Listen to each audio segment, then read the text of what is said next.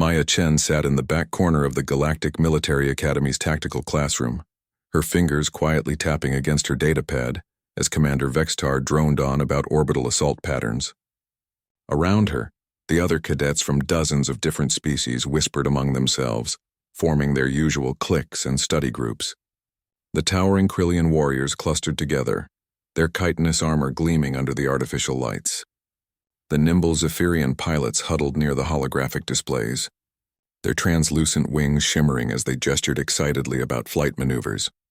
Maya remained alone, as she had for the past 3 years at the academy.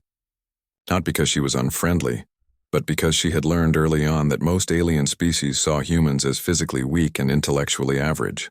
Earth had only joined the Galactic Defense Coalition 5 years ago, and humans were still considered the newcomers who had nothing particularly special to offer. The other cadets weren't cruel, exactly. They simply overlooked her. When team assignments were handed out, Maya was always picked last. When study groups formed, no one thought to invite the quiet human girl who never spoke up in class. Even the instructors seemed to view her as just another mediocre student filling a diversity quota. Commander Vextar, a massive reptilian being from the Soran Empire, clicked his claws against the podium as he addressed the class. Tomorrow we begin the final combat simulation trials. These exercises will determine your rankings for graduation assignments. The top performers will be selected for elite strike teams and command positions. Maya's heart raced, but she kept her expression neutral. She had been preparing for this moment for months, running private simulations in the Academy's unused training rooms during the night cycles when everyone else was sleeping. She knew the other cadets expected her to perform poorly, just as humans always did in their estimation. A Krillian cadet named Thrakmor turned to his companions and spoke in his species' clicking language. But Maya's universal translator picked up his words clearly. I wonder if the human will even survive the first round. Their species is so fragile. His friends chittered in amusement. Maya pretended she hadn't heard, focusing instead on downloading the simulation parameters to her datapad. She had learned long ago that responding to such comments only drew more unwanted attention. After class, Maya walked through the Academy's main corridor, past groups of cadets from various species discussing their strategies for tomorrow's trials. The Zephyrians were already forming flight formations, their telepathic abilities allowing them to coordinate without speaking. The massive Goliath-class beings from the Outer Rim were demonstrating strength exercises, their stone-like skin glowing with contained energy. Maya's roommate, a friendly Aquarian named Lysa, caught up with her as she headed toward their shared dormitory. Lysa's blue-scaled skin shimmered as she walked, her gill slits fluttering with excitement. Maya, are you nervous about tomorrow? I heard they're using the new full-immersion combat scenarios. A little, Maya admitted, though that was an understatement. She had been working toward this moment for 3 years, enduring the dismissive looks and casual exclusion from her peers. Tomorrow would either validate her dedication or confirm everyone's low expectations. Well, at least we'll be in different groups, Lysa said kindly. The instructors always separate roommates to prevent collaboration. Maya nodded, though she knew the real reason Lisa seemed relieved. Even her roommate, despite being genuinely nice, didn't expect much from Maya's performance. It would be embarrassing for Lysa to be associated with a poor showing. That evening, Maya made her way to Training Room 7, a small facility typically used for individual practice sessions. She had discovered months ago that the room's security system had a minor glitch that allowed access during off hours if you knew the right maintenance codes. Maya had learned those codes by observing the custodial staff and memorizing their routines. The room's holographic projectors hummed to life as Maya activated her personal training program. She had spent countless hours developing this simulation, studying the tactical patterns of every major alien military force in the coalition. While her classmates relied on their species' natural advantages, the Krillians' armor and strength, the Zephyrians' speed and telepathy, the Sorans' tactical instincts, Maya had been forced to develop different skills. She began her routine, moving through complex combat scenarios that tested not just physical ability, but strategic thinking, resource management, and adaptive problem-solving. Maya had discovered early in her academy training that humans had one significant advantage that most other species overlooked: their ability to think creatively under pressure and adapt quickly to changing circumstances. as she worked through a particularly challenging multi-front defensive scenario. Maya reflected on the path that had brought her here. She had grown up on Earth during the early days of galactic contact, watching news feeds of humanity's first diplomatic missions to alien worlds. While most humans were content to take junior roles in galactic society, Maya had dreamed of proving that her species could contribute something meaningful to the coalition. The Academy had been her chance, but 3 years of being overlooked and underestimated had taught her patience. She had learned to observe, to listen, and to prepare in silence. Tomorrow's trials would determine whether all that preparation had been worth it. Maya finished her training session as the Academy's night cycle reached its deepest phase. As she powered down the holographic systems and prepared to return to her dormitory, she caught a glimpse of her reflection in the room's darkened viewport. She looked small compared to most of her classmates, unremarkable in almost every physical way. But Maya had learned something important during her time at the Academy. Sometimes the most dangerous opponents were the ones nobody saw coming. Tomorrow she would finally have the chance to show her classmates and instructors what a quiet human could really accomplish when given the opportunity. The trials would begin in just a few hours, and Maya Chen was ready to surprise everyone who had ever underestimated her. The Academy's main simulation chamber buzzed with nervous energy as 300 cadets gathered for the final combat trials. The massive dome-shaped room could generate any environment the instructors desired, from the ice fields of Koltar Prime to the toxic swamps of the Meridian system.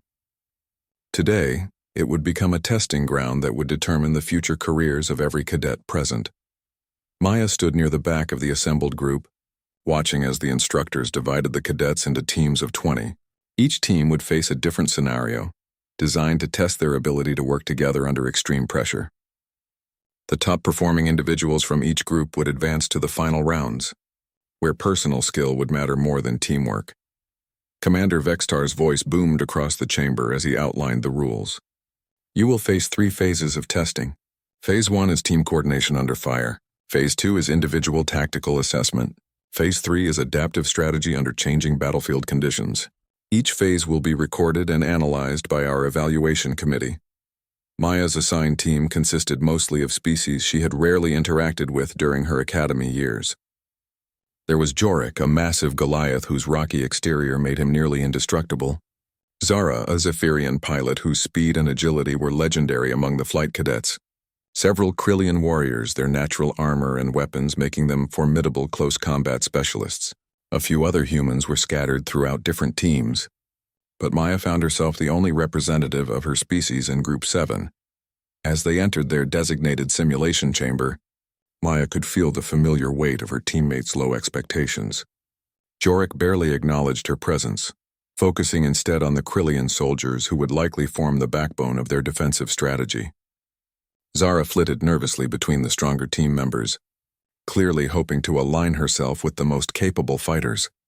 The chamber's environment materialized around them, transforming into a rugged mountain fortress under siege. Enemy forces were approaching from 3 directions, and their team's mission was to hold the position for 30 minutes while protecting a crucial communication relay. Defensive positions, called out Theknar, one of the Krillian warriors who had immediately assumed command. Jorik, take the main gate.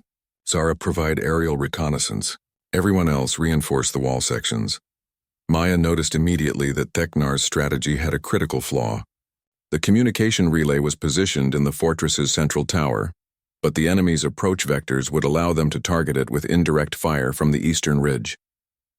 The Krillians' plan focused entirely on direct assault, ignoring the tactical advantages their opponents would certainly exploit. She started to speak up, then hesitated. 3 years of being dismissed had taught her that her tactical suggestions were rarely welcomed. Instead, Maya quietly moved toward the fortress's eastern wall, positioning herself near a maintenance tunnel that most of her teammates had overlooked. The attack began with devastating efficiency. The simulated enemy forces struck exactly as Maya had predicted, using the eastern ridge to launch indirect fire at the communication relay, while simultaneously assaulting the main gate. Theknar's defensive plan crumbled within minutes as the team found themselves caught between multiple threats with no coordinated response. Jorik held the main gate admirably, his massive form absorbing tremendous damage while keeping the primary assault force at bay. But the indirect fire from the ridge was systematically destroying their defensive positions, and Zara's aerial reconnaissance was being countered by enemy air support that Tiknar hadn't anticipated. Maya watched her teammates struggle for several minutes before making a decision that would change everything. While the others focused on their assigned positions, she slipped into the maintenance tunnel and began making her way toward the eastern ridge. Her plan was simple but dangerous. Eliminate the indirect fire threat by attacking the enemy's artillery positions from behind. The tunnel system was more complex than it appeared on the surface, branching into multiple passages that led throughout the mountain. Maya had studied the fortress layout during the briefing phase, memorizing details that her teammates had ignored. She navigated through the narrow passages with careful precision, emerging behind enemy lines just as their artillery crews were preparing another bombardment. What happened next would have impressed even the most experienced military tacticians. Maya didn't attempt a direct assault against superior numbers. Instead, she used the enemy's own positioning against them, triggering a controlled avalanche that buried their artillery positions while creating a defensive barrier that protected the fortress from further indirect fire. Her teammates didn't immediately realize what had happened. They only knew that the devastating bombardment had suddenly stopped, giving them the breathing room they needed to reorganize their defenses. Teknar quickly adapted his strategy, repositioning his forces to better handle the remaining assault vectors. Maya made her way back through the tunnel system, rejoining her team just as they successfully completed their mission. The simulation ended with their fortress intact and their communication relay still operational, though most of her teammates attributed their success to Jorik's defensive prowess and Teknar's leadership adjustments.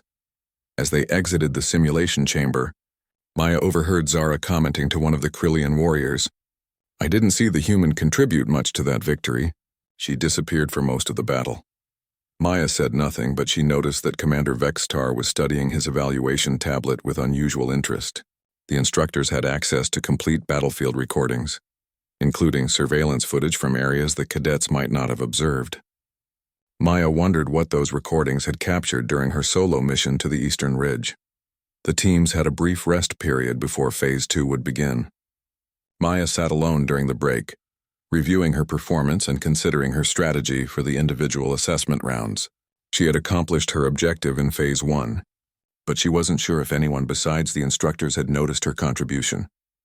Lisa approached during the break, her gill slits fluttering with excitement. "Maya, I heard your team performed really well in Phase 1. How did it feel to work with such experienced fighters?" "It was educational," Maya replied carefully. She had learned to give diplomatic answers when discussing her interactions with other species. Direct honesty often created uncomfortable situations that she preferred to avoid. "My team struggled with coordination," Lisa admitted. "The Soran tactical methods don't blend well with Aquarian environmental adaptation. I think I might not advance to the final rounds." Maya offered her roommate an encouraging smile, though her attention was focused on the approaching Phase 2 announcement. Individual tactical assessment would be different from team coordination. Here she wouldn't have to work around other species' assumptions about human capabilities. She would finally have the chance to demonstrate her own skills without interference or low expectations from teammates who had already written her off. "Commander Vextar's voice echoed through the chamber once again. "Phase 2 will begin in 5 minutes. Cadets will face individual scenarios designed to test tactical thinking, resource management, and combat effectiveness. You will be evaluated solely on your personal performance." Maya stood up, feeling a mixture of nervousness and anticipation. Phase 1 had gone better than she had hoped, but she knew the real challenges were still ahead. The individual assessment chambers were smaller than the team simulation areas, designed to create intimate testing environments where each cadet would face challenges tailored to their species' expected capabilities.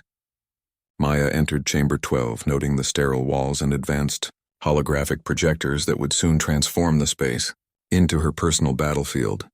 She had watched other cadets emerge from their individual assessments over the past hour, some looking confident, while others appeared shaken by the experience. The Krillian warriors generally emerged looking satisfied, their natural combat instincts having served them well in direct confrontation scenarios. The Zephyrian pilots seemed pleased with their aerial combat tests, while the Goliath cadets showed little emotion after completing what were presumably endurance-based challenges. Maya's scenario materialized around her, creating an urban environment under occupation by hostile forces. Her mission parameters appeared on her heads-up display: infiltrate the enemy command center, retrieve critical intelligence, and escape without triggering a general alarm that would endanger civilian populations throughout the city. This was exactly the type of challenge Maya had been hoping for. While other species might approach this mission through overwhelming force or specialized abilities, humans had developed different solutions for complex infiltration scenarios. Maya began by carefully surveying her environment, noting patrol patterns, security weaknesses, and civilian movement throughout the simulated city. The enemy forces were well-equipped and professionally trained, but they had made assumptions about potential threats that Maya could exploit. Their security protocols were designed to counter direct assault by heavily armed forces or aerial infiltration by fast-moving aerial units. They had not prepared for a patient, methodical approach that prioritized stealth and misdirection over speed or strength.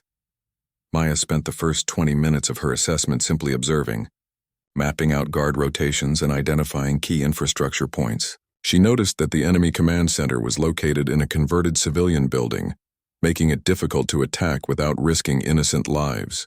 The obvious entry points were heavily defended, but Maya identified several alternative approaches that the security teams had overlooked.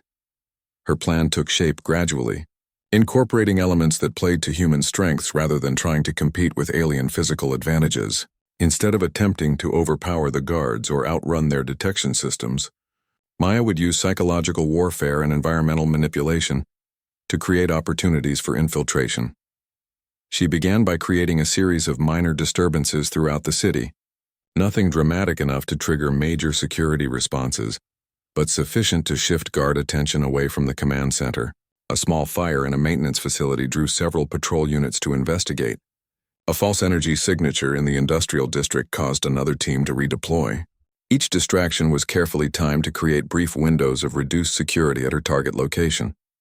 While the enemy forces responded to these diversions, Maya made her approach to the command center through a route that would have been impossible for larger, more heavily armored species. She used maintenance shafts, drainage systems, and abandoned building sections to move through the city without appearing on any security sensors.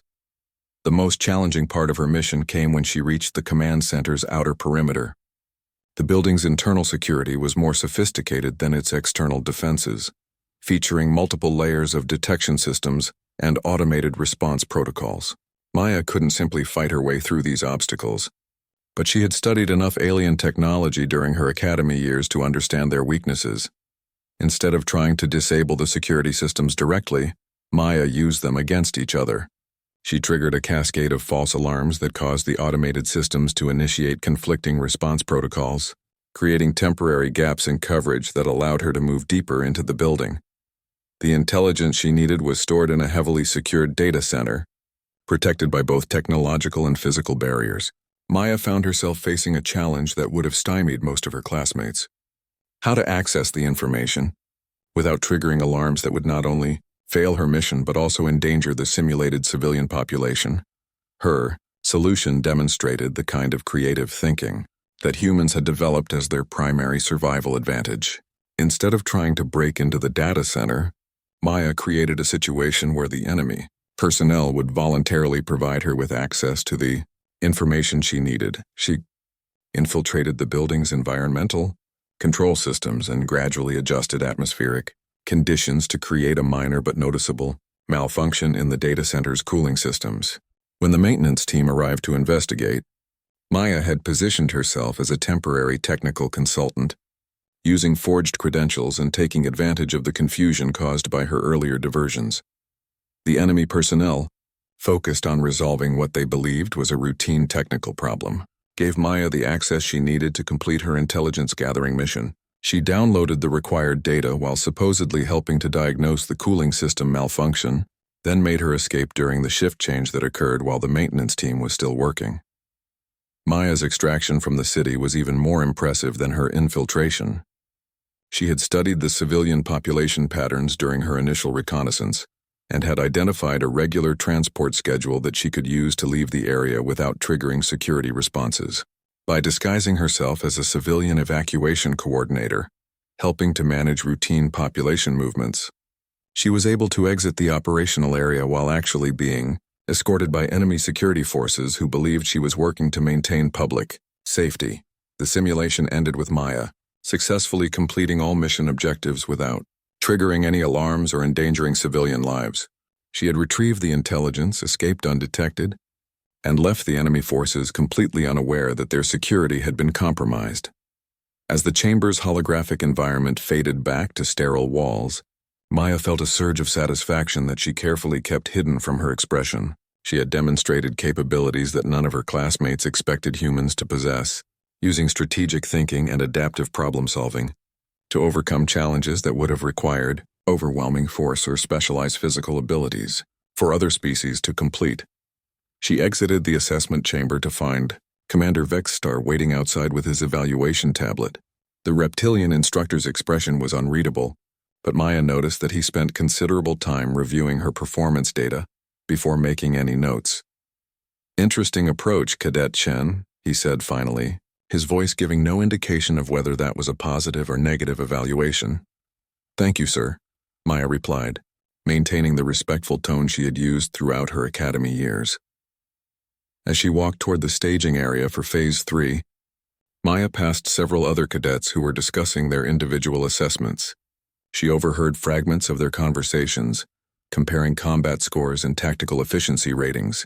None of them seemed to be considering the possibility that the quiet human cadet might have outperformed them in ways they hadn't anticipated. Maya found herself looking forward to Phase 3 more than she had expected. For the first time in 3 years, she felt like she was being evaluated on her actual capabilities rather than others' assumptions about human limitations.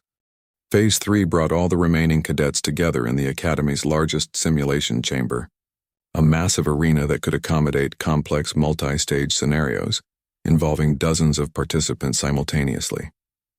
Maya looked around at her fellow candidates, noting that the initial group of 300 had been reduced to fewer than 80 after the first 2 phases of testing. The elimination rate had been higher than anyone expected. Several prominent cadets who had dominated academy rankings for years were nowhere to be seen, having apparently failed to meet the standards required for advancement. Maya recognized most of the remaining faces, though she noticed some surprising absences among the Krillian and Soren cadets who had been considered certain to advance. Commander Vexstar stood on an elevated platform overlooking the arena, flanked by the Academy's senior instructors from various species. Maya could see Admiral Corthan, the massive Goliath who served as the Academy's commandant, alongside General Zithara, the Zephyrian tactical specialist whose strategic theories were taught throughout the Coalition military. Phase 3 will test your ability to adapt strategy under changing battlefield conditions, Commander Vexstar announced to the assembled cadets. You will face a scenario that evolves continuously, requiring you to reassess and modify your approach multiple times during the engagement. This phase will determine final rankings and assignment selections. The arena transformed around them, becoming a complex space station under attack by multiple enemy factions. Maya quickly assessed the situation, noting that the various cadet teams would be competing, not just against simulated opponents but also against each other for limited resources and strategic positions. The scenario was more sophisticated than anything they had faced during regular academy training.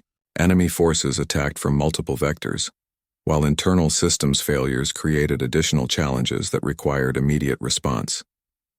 Maya found herself assigned to a mixed group of 20 cadets who needed to secure the station's power core while other teams handled different critical objectives. What made this phase particularly challenging was that the instructors continuously modified the scenario based on how the cadets responded to initial conditions. Each time a team developed an effective strategy, new complications would emerge that forced them to adapt their approach. Maya realized that the instructors were specifically testing their ability to think creatively under pressure rather than simply execute predetermined tactical plans. Her team included several cadets she had never worked with before, including Kresh, a Soren tactical specialist who had consistently ranked in the top 10 throughout their academy years. Also present was Vera, one of the few other humans who had advanced to Phase 3, along with a mix of species that created interesting strategic possibilities. Kresh immediately began organizing the team using traditional Sauran military doctrine, assigning roles based on each species' expected capabilities. Maya found herself assigned to a support position that would keep her away from direct combat, a placement that reflected the typical assumptions about human limitations in military situations. The initial assault on the power core went according to Kresh's plan, with the team successfully breaching the outer defenses and establishing a perimeter around their objective. But Maya had been observing the broader battle situation, while her teammates focused on their immediate mission, and she had noticed patterns in the enemy response that suggested their current strategy would soon become untenable. The simulated enemy forces were using the station's internal systems against the cadet teams, manipulating gravity fields, atmospheric controls, and structural barriers to create increasingly difficult challenges. Maya realized that the enemy strategy was designed to force the cadets into defensive positions where their individual species advantages would become less relevant. She tried to share her observations with Kresh, but the Sauran tactical specialist was focused on executing his original plan and dismissed her concerns as overthinking the situation. The other team members followed Kresh's lead, continuing their defensive strategy even as enemy pressure increased around their position. Maya made a decision that would have significant consequences for her final evaluation. Instead of continuing to follow orders that she believed would lead to mission failure, she took independent action to address the strategic problem she had identified. While her teammates maintained their defensive perimeter around the power core, Maya used her knowledge of space station systems to access the facility's central computer network. She had studied orbital platform design extensively during her academy years, recognizing that humans would need to understand technological systems more thoroughly than species that could rely on superior physical capabilities. Working through the station's maintenance terminals, Maya began systematically countering the enemy's use of internal systems against the cadet teams. She restored gravity to areas where enemy forces had created zero-G combat zones that favored their aerial units. She reactivated atmospheric controls in sections where toxic gas releases had forced cadet teams to retreat. Most importantly, she identified and neutralized the enemy's access to the station's structural control systems, preventing them from sealing off entire sections to trap cadet teams. Her actions had immediate effects throughout the station, but Maya's teammates didn't initially realize that she was responsible for the improved tactical situation. They only knew that enemy pressure was decreasing, and that their mission objectives were becoming more achievable. The breakthrough came when Maya discovered that the enemy forces were coordinating their attacks through a hidden command node buried deep in the station's computer network. By accessing this node, she could not only monitor enemy plans but also feed false information that would disrupt their strategic coordination. Maya spent several critical minutes working through the enemy's security protocols, using techniques she had developed during countless hours of private study. While her teammates fought to maintain their defensive positions, she was waging a different kind of battle entirely, one that played to human strengths in pattern recognition and adaptive problem-solving. Her success in penetrating the enemy command network gave her access to their complete operational plan, including attack schedules and resource allocations that could be shared with all cadet teams throughout the station. Maya realized that this information could turn the entire battle in favor of the coalition forces, but sharing it would require her to reveal the extent of her independent actions. She made the decision to transmit the intelligence to all team leaders simultaneously, using the station's emergency communication system to bypass normal command channels. Within minutes, every cadet team on the station had access to detailed enemy plans and could coordinate their responses accordingly. The effect was dramatic. What had been a chaotic defensive action transformed into a coordinated counteroffensive that systematically dismantled the enemy attack plan. Maya watched from her position at the maintenance terminal as her fellow cadets executed precisely timed strikes against enemy weak points that she had identified through her intelligence gathering. The simulation ended with a decisive coalition victory, achieved through levels of coordination and strategic intelligence that exceeded anything the instructors had expected from Academy cadets. As the holographic environment faded, Maya found herself surrounded by teammates who were beginning to realize that their success had depended on information and support that had come from an unexpected source. Kresh approached her terminal, his reptilian features showing confusion as he studied the data streams that Maya had been managing throughout the battle. "Cadet Chen, did you access the enemy command network?" "Yes, sir," Maya replied simply, knowing that her actions during Phase 3 would determine not just her final ranking, but also how her capabilities would be perceived by instructors and fellow cadets. As the cadets assembled for final evaluation, Maya noticed that several instructors were engaged in intense discussions while reviewing their assessment data. She had demonstrated capabilities that didn't fit the standard expectations for human military personnel, and she wasn't sure how those revelations would affect her future assignments.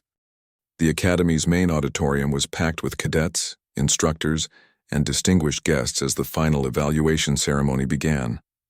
Maya sat in the back rows with the other human cadets, watching as Admiral Corthan took the stage to announce the final rankings and assignment selections. The massive Goliath's stone-like features were impressive even by his species' standards, and his presence commanded absolute attention from everyone in the auditorium. "These trials have been among the most challenging in Academy history," Admiral Corthan announced, his voice carrying easily throughout the large space. "The scenarios you faced were designed not just to test your individual capabilities, but to evaluate your potential for leadership in the Coalition's most demanding assignments." Maya felt her heart racing as she waited for her name to be called. She had no idea how her performance had been evaluated, particularly her unconventional actions during Phase 3. She had demonstrated capabilities that surprised even herself, but she wasn't sure whether the instructors viewed her innovations as strengths or violations of proper military protocol. The ceremony began with recognition of cadets who had shown exceptional teamwork and leadership during the trials. Several Krillian warriors were commended for their defensive prowess, while a group of Zephyrian pilots received honors for their coordination during aerial combat scenarios. Maya listened politely, but she noticed that the awards seemed to follow predictable patterns based on each species' expected contributions. Admiral Corthan continued with announcements of standard military assignments for cadets who had performed adequately but not exceptionally. These positions were respectable postings that would provide good career foundations, but they were not the elite assignments that ambitious cadets hoped to achieve.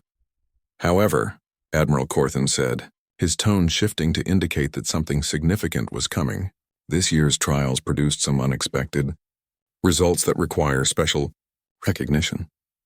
Maya noticed that several instructors had moved to positions around the auditorium where they could observe cadet reactions more closely. Commander Vextar was standing near the human section, his reptilian eyes scanning the assembled Earth cadets with particular interest. The Coalition military has always prided itself on recognizing excellence regardless of species or conventional expectations, Admiral Corthan continued. "This year's trials reminded us that innovation and adaptability are just as valuable as traditional combat capabilities." The Admiral gestured toward a large display screen that materialized above the stage. During Phase 3 of the trials, all cadet teams achieved unprecedented levels of coordination and tactical success. Initially, our evaluation committee attributed this to exceptional teamwork and natural leadership emergence. Maya felt a growing sense of unease as she realized where this announcement was headed. She had hoped her contributions during Phase 3 would remain anonymous, allowing her to benefit from improved performance evaluations without drawing unwanted attention to her unconventional methods. However, detailed analysis of the battle recordings revealed that this coordination was achieved through the actions of a single cadet who penetrated enemy command systems and provided critical intelligence to all teams simultaneously. Admiral Corthan announced. The display screen activated, showing Maya's figure at the maintenance terminal during Phase 3, her hands moving rapidly across control interfaces while her teammates fought around the power core. The recording clearly showed her accessing the station's computer network and coordinating the intelligence distribution that had turned the battle in the Coalition's favor. Maya felt every eye in the auditorium turn toward her as her image dominated the massive display. She could hear surprised murmurs from cadets throughout the audience, many of whom had never paid attention to the quiet human cadet who had somehow achieved what none of them had thought possible. Cadet Maya. Chen demonstrated strategic thinking and technological capabilities that exceeded our expectations for any Academy graduate. Regardless of species, Admiral Corthan continued, her actions during the trial saved multiple cadet teams from failure and achieved mission objectives that our scenario designers believed were beyond the scope of Academy-level training. Maya wanted to disappear into her seat, but she forced herself to sit upright and maintain composure as hundreds of her fellow cadets stared at her, with expressions ranging from surprise to disbelief.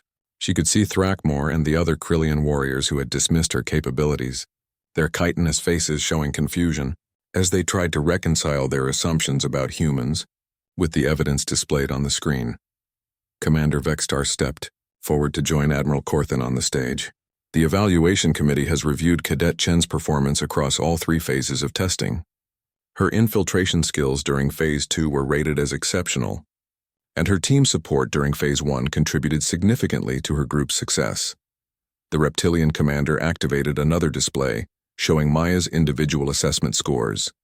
The numbers were impressive even by Academy standards, placing her in the top 5% of all cadets across multiple evaluation categories.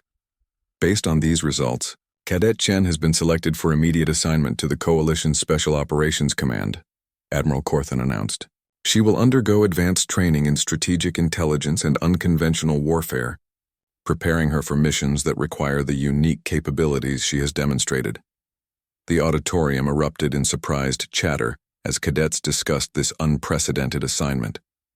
Maya knew that Special Operations Command was typically reserved for the most elite graduates, usually those from species with specialized military traditions. A human cadet receiving such an assignment was unheard of in the Coalition's brief history. Lisa, sitting beside Maya, grabbed her arm with barely contained excitement. "Maya, I can't believe this. You never told me you were capable of all this." Maya smiled at her roommate, though she was still processing the magnitude of what had just happened. "I wasn't sure anyone would believe me if I had told them."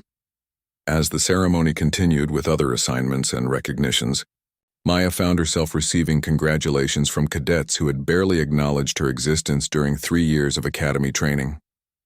Some seemed genuinely impressed by her accomplishments, while others appeared to be recalculating their assumptions about human capabilities. Kresh, the Saran tactical specialist who had worked with her during Phase 3, approached after the ceremony concluded. "Cadet Chen, I owe you an apology. I should have listened to your strategic observations instead of dismissing them." "No apology necessary," Maya replied diplomatically. The mission was successful, and that's what matters. But Maya knew that her life at the Academy and her future in the Coalition military had changed permanently. She was no longer the quiet girl everyone ignored. Her capabilities were now a matter of official record, and her assignments would reflect the high expectations that came with recognition at the highest levels of military command. As she left the auditorium, Maya caught sight of several alien cadets watching her with new interest. Some looked impressed, others appeared calculating as if trying to determine how her example might affect their own career prospects. The days of being overlooked and underestimated were clearly over. Maya realized that while she had achieved her goal of proving human capabilities, she had also accepted responsibilities that would challenge her in ways she had never anticipated. Special Operations Command would expect her to perform at the level she had demonstrated during the trials, and failure would reflect not just on her, but on humanity's standing within the Coalition. 3 months after graduation, Maya found herself aboard the Coalition battleship Harmony's Edge, preparing for her first official mission with Special Operations Command. The assignment had initially seemed routine: investigate communications disruptions in the Kepler sector and restore normal operations. But as Maya studied the mission briefings in her private quarters, she recognized patterns that suggested something far more complex than simple equipment failures. Her new commanding officer, Colonel Darthek, was a veteran Soran intelligence specialist who had initially been skeptical about working with a human operative. The colonel's reputation for tactical brilliance was legendary throughout the Coalition, but he had never commanded human personnel and wasn't sure what to expect from Earth's military contributions. "Cadet Chen," Colonel Darthek had said during their first briefing, his reptilian features showing polite uncertainty. "Your Academy performance was impressive, but field operations present different challenges than simulation exercises. Maya had simply nodded, understanding that she would need to prove herself again in this new environment. The colonel's doubts were reasonable given humanity's limited military history within the Coalition, and she knew that her performance on this mission would influence how human operatives were viewed for future assignments.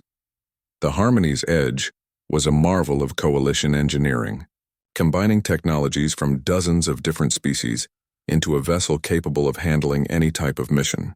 Maya spent her first weeks aboard ship, familiarizing herself with systems that were far more advanced than anything available at the Academy.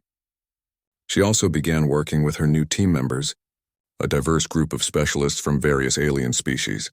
Her team leader was Captain Zektar, a Krillian commando whose combat experience spanned multiple sector conflicts. The captain had initially assigned Maya to technical support roles, assuming that her academy performance had been based on computer skills rather than strategic thinking. Maya accepted these assignments without complaint, knowing that battlefield performance would ultimately determine her actual responsibilities. The mission briefings revealed that several Coalition outposts in the Kepler sector had experienced communication blackouts over the past month. The pattern was irregular enough to suggest equipment failures rather than enemy action, but something about the timing and geographical distribution troubled Maya. She spent hours analyzing the disruption data, looking for connections that might not be immediately obvious. During the voyage to the Kepler sector, Maya discovered something that changed her understanding of their mission entirely. While reviewing historical communication logs, she noticed that the blackouts corresponded with the movement patterns of a previously unknown stellar phenomenon. The disruptions weren't random equipment failures or enemy sabotage. They were being caused by a rogue gravitational anomaly that was drifting through Coalition space. This discovery had massive implications beyond their current mission. The gravitational anomaly could potentially threaten inhabited systems throughout the sector, and its irregular movement made it difficult to predict which areas would be affected next. Maya realized that their investigation mission had accidentally uncovered a natural disaster that required immediate Coalition response. She brought her findings to Captain Zektar, expecting to be commended for identifying the real cause of the communication disruptions. Instead, the Krillian captain dismissed her analysis as overly complicated theoretical speculation. "We have clear orders to investigate communication equipment failures," he told her. "Cosmic phenomena are outside our mission parameters." Maya tried to explain the potential consequences of ignoring the gravitational anomaly, but Captain Zektar had already committed to his original assessment of the situation. The captain's military training emphasized direct action against identifiable threats, and he struggled to adapt to problems that required scientific analysis rather than tactical response. Frustrated but not defeated, Maya decided to pursue her investigation independently. She used her off-duty hours to access the ship's astronomical databases, gathering additional evidence about the rogue anomaly's movement and potential impact on Coalition territories. Her analysis revealed that the phenomenon was accelerating toward a densely populated system that housed over 50 million Coalition citizens. The breakthrough came when Maya discovered that the gravitational anomaly was artificial rather than natural. Hidden within the distortion field was a massive alien construct of unknown origin, apparently designed to move through space while masking its presence from conventional detection systems. This wasn't a natural disaster. It was evidence of an unknown alien civilization that was operating within Coalition territory. Maya realized that her discovery represented a first contact situation of unprecedented importance. The alien construct appeared to be conducting some form of reconnaissance, using its gravitational effects to disrupt Coalition communications while gathering intelligence about their technology and defensive capabilities. If her analysis was correct, the Coalition was facing a potential threat from a species that possessed technology far more advanced than anything in their current arsenal. She attempted to share her findings with Captain Zektar again, but the Krillian remained focused on his original mission objectives. Maya found herself in an impossible situation. She had uncovered information that could be crucial to Coalition security, but her chain of command was unwilling to consider evidence that didn't fit their preconceived understanding of the situation. Maya made a decision that would define her career as a special operations operative. She used her technical access privileges to compile a comprehensive report on the alien construct and transmitted it directly to Colonel Darthek, bypassing Captain Zektar's command authority. This violation of military protocol could result in court-martial proceedings, but Maya believed the potential threat to coalition security justified the risk. Colonel Darthek's response was immediate and dramatic. The Soran intelligence specialist reviewed Maya's evidence within hours and reached the same conclusions about the alien construct's significance. He immediately ordered the Harmony's Edge to change course toward the anomaly's projected path, transforming their routine investigation mission into a high-priority reconnaissance operation. Captain Zektar was furious about being overruled by his own subordinate, but he followed the colonel's orders with professional discipline. Maya found herself suddenly elevated to primary mission specialist, responsible for developing strategies to investigate the alien construct without triggering potential hostile responses. As the Harmony's Edge approached the gravitational anomaly, Maya worked with the ship's science teams to develop new detection methods that could penetrate the construct's masking effects. Her academy training in unconventional problem-solving proved invaluable as she adapted coalition technology to address challenges that no one had previously anticipated. The alien construct was even more impressive than Maya's initial analysis had suggested. It was roughly the size of a small moon, but its structure defied conventional understanding of physics and engineering. The construct seemed to exist partially outside normal space-time, explaining how it could generate such massive gravitational effects while remaining nearly invisible to standard sensors. Maya's investigation revealed that the construct was not only gathering intelligence about coalition forces but also deploying smaller reconnaissance devices throughout their territory. These devices were so subtle that they had gone undetected by coalition security forces, but Maya's pattern analysis skills allowed her to track their deployment and estimate their capabilities. The implications were staggering.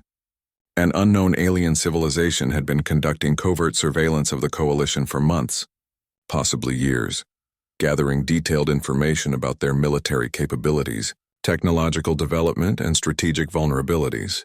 Maya had stumbled upon evidence of the most significant security breach in coalition history. The Coalition Emergency Council convened within hours of receiving Colonel Darthek's report, bringing together military leaders and governmental representatives from every member species. Maya found herself in the unprecedented position of briefing the highest levels of galactic leadership about a threat that could potentially destabilize the entire coalition. Admiral Corthan, who had recognized her capabilities during Academy graduation, now served as her primary advocate as she presented evidence of the alien surveillance operation. The massive Goliath's presence lent credibility to Maya's findings, but she knew that many council members remained skeptical about intelligence gathered by such a junior operative.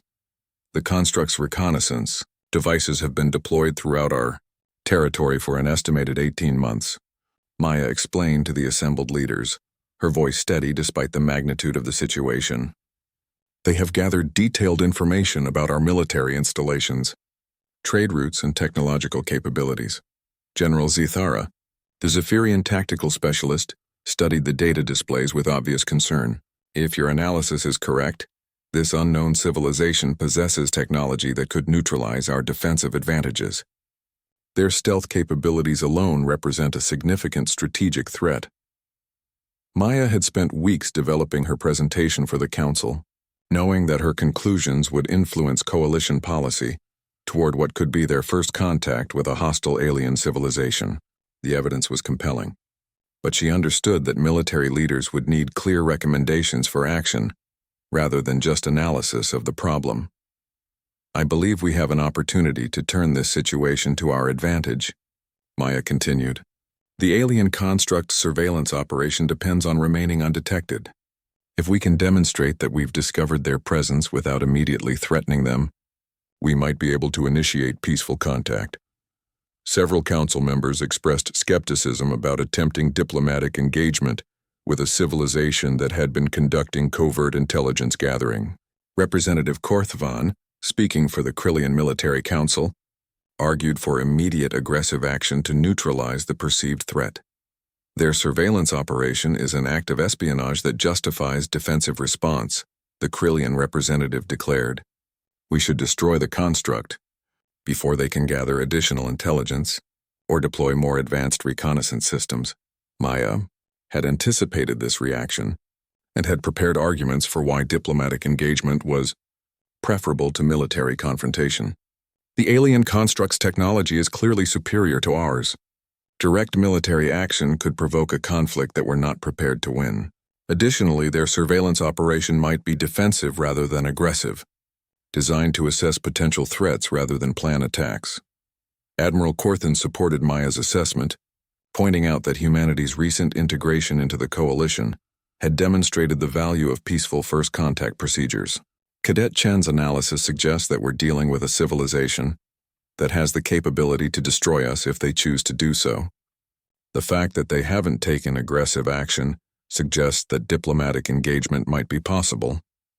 The debate continued for hours, with various species representatives arguing for different approaches based on their own military traditions and cultural perspectives. Maya listened to these discussions with growing understanding of how complex galactic politics could become when fundamental security issues were at stake. The breakthrough came when Maya proposed a modified approach that addressed the concerns of both diplomatic and military factions within the Council. I suggest we use the aliens' own surveillance technology against them, she said.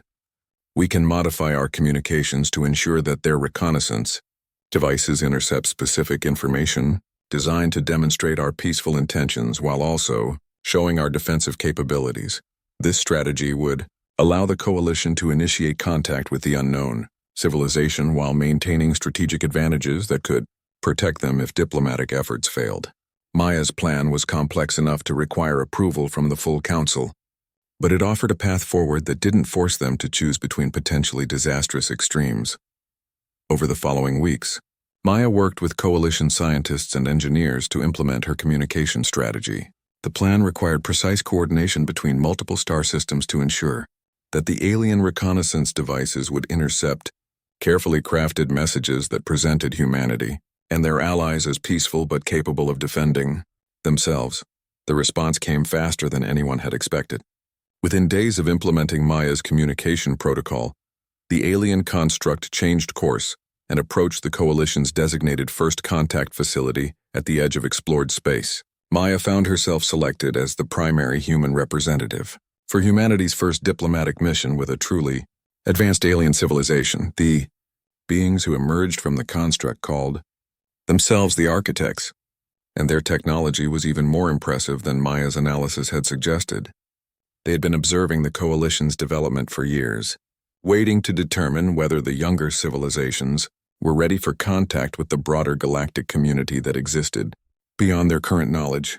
The architects' surveillance operation had not been intended as espionage, but as a careful evaluation process designed to assess the coalition's potential for peaceful coexistence with civilizations that possessed significantly more advanced technology. Maya's discovery of their presence and her recommendation for diplomatic rather than military response had convinced them that the coalition was ready for broader galactic integration. The diplomatic negotiations that followed transformed the coalition from a regional alliance into a junior member of a galactic confederation that included hundreds of advanced civilizations.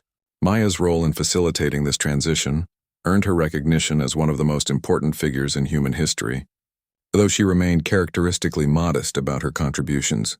Years later, as she served as humanity's primary liaison with the architects, Maya often reflected on her journey from the ignored cadet in the back of the classroom to a key figure in galactic diplomacy. Her success had come not from trying to compete with other species' physical advantages, but from developing the analytical and strategic thinking capabilities that humans could offer to the broader galactic community. The quiet girl everyone had overlooked had become the voice that spoke for humanity among the stars, proving that sometimes the most important contributions came from those who observed carefully, thought creatively, and acted with courage when the moment demanded it. Maya's story became a legend within coalition military academies, inspiring a new generation of cadets from all species to look beyond conventional expectations and recognize that true capability could emerge from the most unexpected sources.